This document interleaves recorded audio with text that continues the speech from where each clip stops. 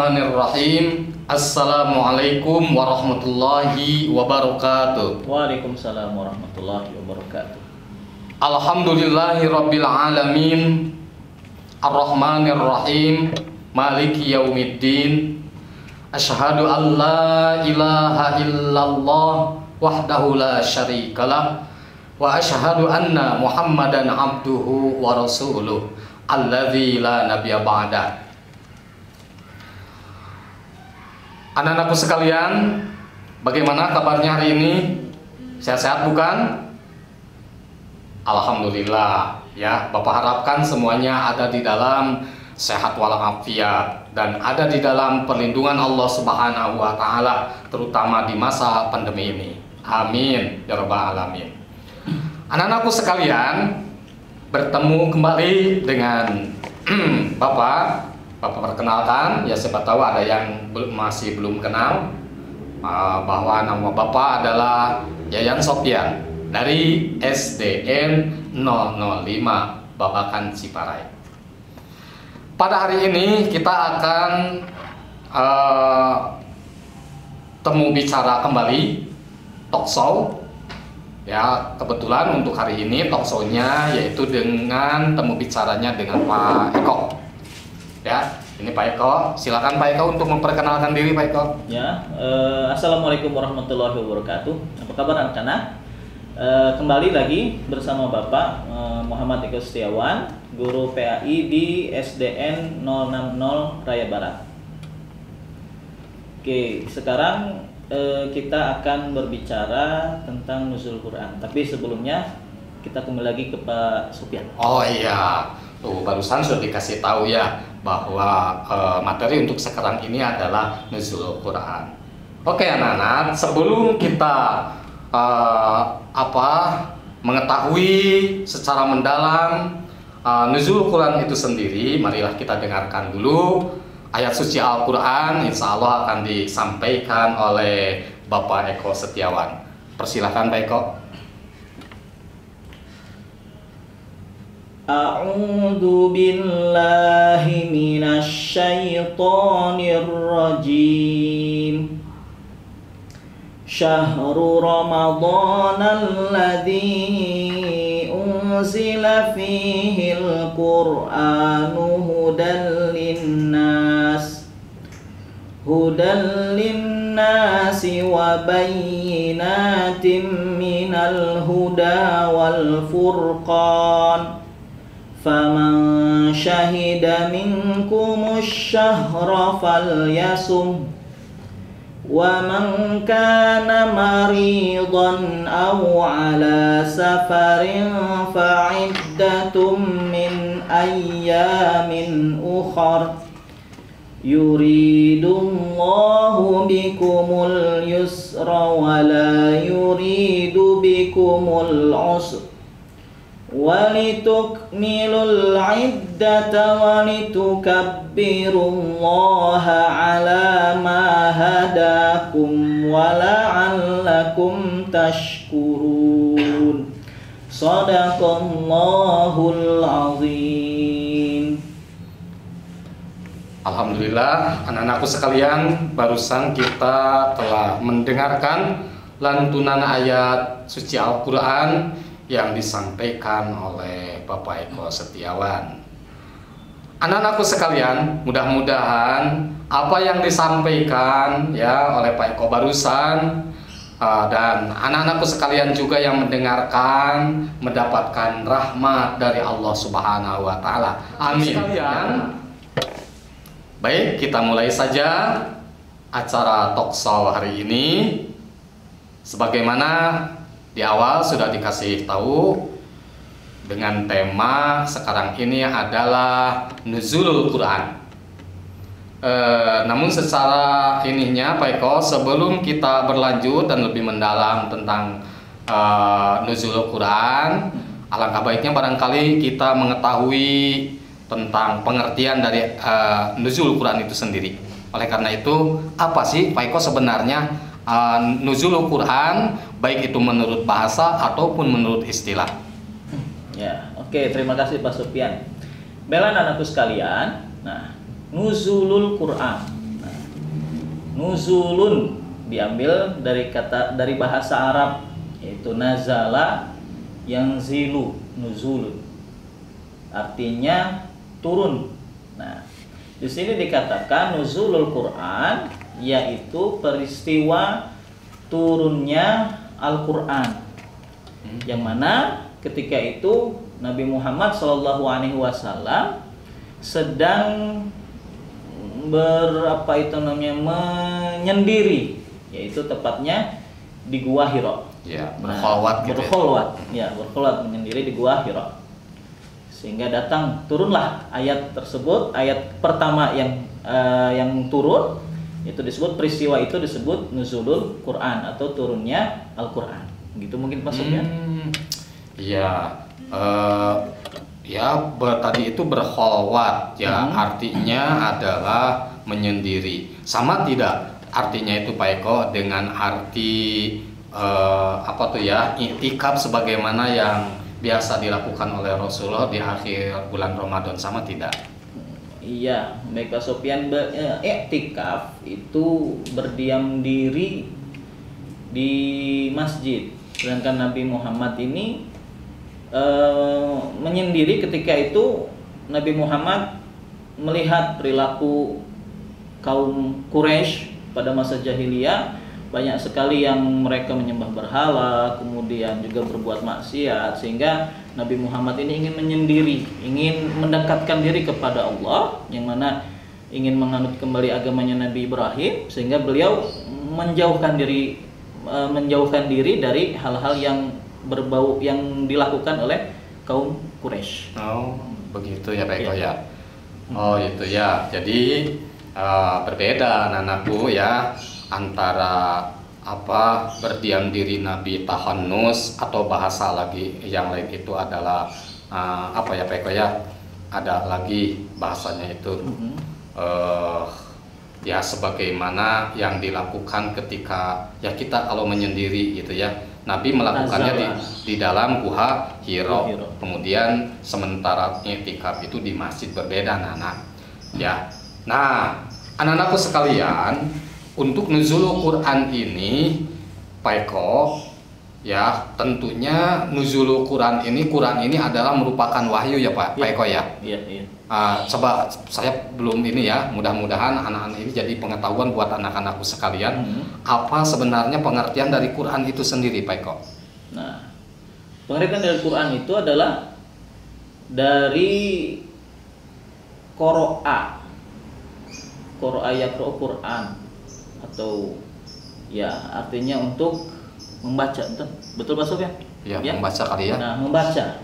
Jadi tujuannya dengan kata lain, adanya Quran itu untuk dibaca dan diamalkan, sehingga menjadi Quran ini menjadi petunjuk kita, petunjuk ke jalan Allah. Nah, yang mana dengan Quran ini kita akan mendapatkan kebahagiaan, yaitu kebahagiaan di dunia dan juga kebahagiaan di akhirat. Betul tidak anak-anak? Jadi ketika kita ingin bahagia di dunia dan di akhirat, maka kita harus dekat dengan yang namanya Quran. Seperti itu Pak. Oh iya. Oh, berarti begitu ya.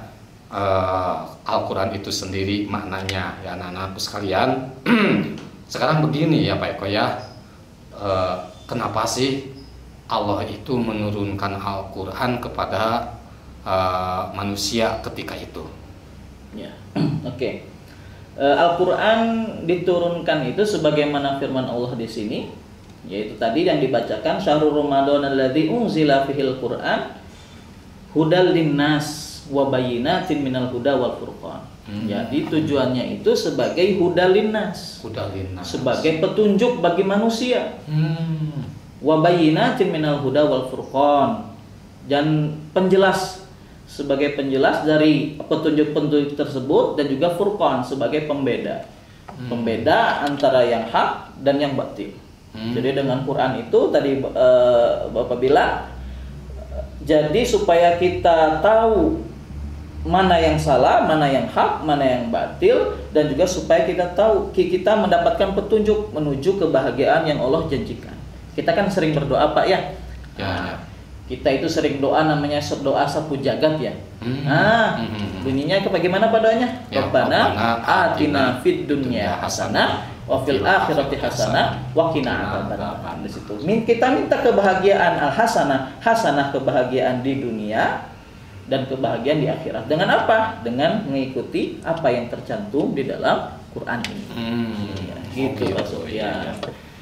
Oh iya, Pak Eko, selanjutnya ini masalah tentang turunnya Al-Quran, ya berarti Al-Quran itu wahyu ya, wahyu dari Allah Subhanahu Wa Taala. Sekarang pengen tahu proses turunnya wahyu Al-Quran kepada Nabi Muhammad itu bagaimana, Pak Eko? Nah, proses turunnya wahyu, yaitu Quran kepada Nabi kita Muhammad Sallallahu Alaihi Wasallam. Diturunkan secara bertahap-tahap, Pak. Jadi tidak langsung sekaligus seperti ini, tidak, tapi berangsur-angsur. Diawali ketika ayat pertama atau surat pertama yang turun itu, yaitu dimulai dengan surat apa? Al-Alaq, ya. Mungkin anak-anak tahu apa? Surat Al-Alaq. Nah, betul, anak-anak betul.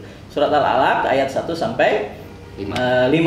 Nah, jadi ketika itu Nabi Muhammad itu kan beliau ketika turun Quran itu sedang menyendiri, tiba-tiba datang malaikat Jibril. Nah, datang tiba-tiba, apa kata malaikat? Iqra, baca. Nah, sampai beberapa kali ditanya, Iqra. Kemudian Nabi Muhammad bilang, "Ma'ana Nabi Qori, saya nggak bisa baca." Langsung Iqra, baca.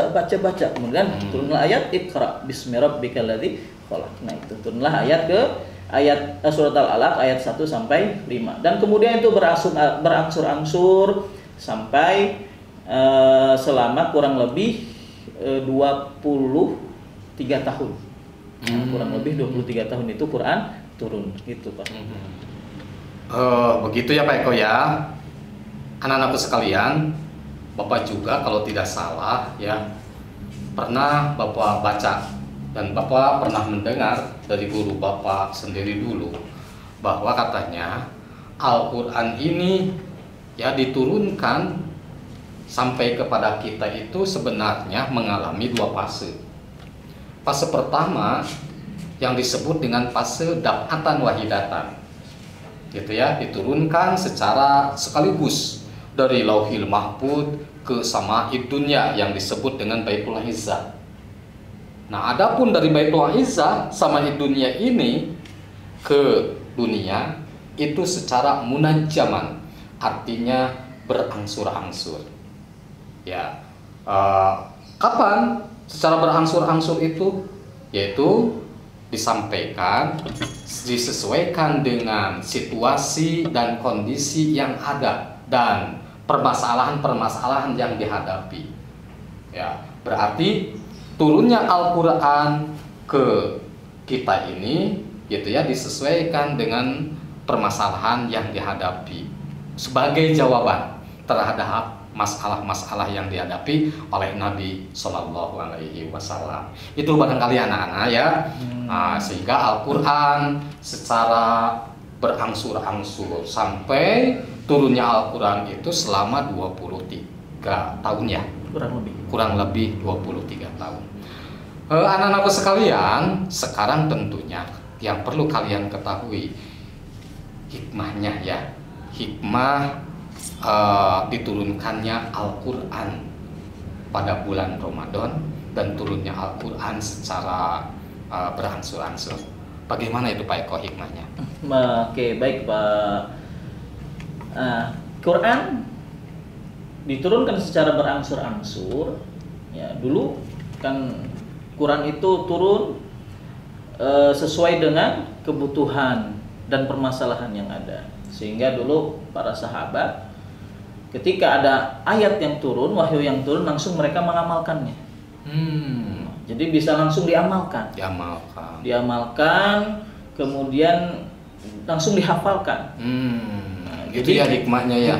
Sehingga bisa dihafalkan dan langsung diamalkan. Karena memang dulu para sahabat itu Quran itu tidak hanya sebagai bacaan saja dan tidak hanya sebagai wahyu biasa, tapi para sahabat ketika Al-Quran turun, ayat turun, maka langsung diamalkan dan dihafalkan. gitu Pak ya. Sofyan. Kemudian juga, nah bagi kita dengan turunnya Quran secara secara berangsur-angsur kita mengetahui dalil-dalil daripada hukum-hukum yang ada. Begitu ya. Gitu. Baik ya. Iya. Selanjutnya Pak Eko.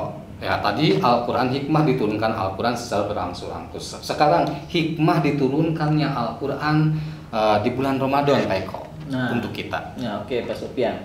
Jadi hikmah diturunkannya Quran di bulan Ramadan ini, yaitu kita bisa meyakini bahwasannya Ramadan ini bulan yang mulia. Bulan yang mulia di mana Allah pilih dari 12 bulan yang ada.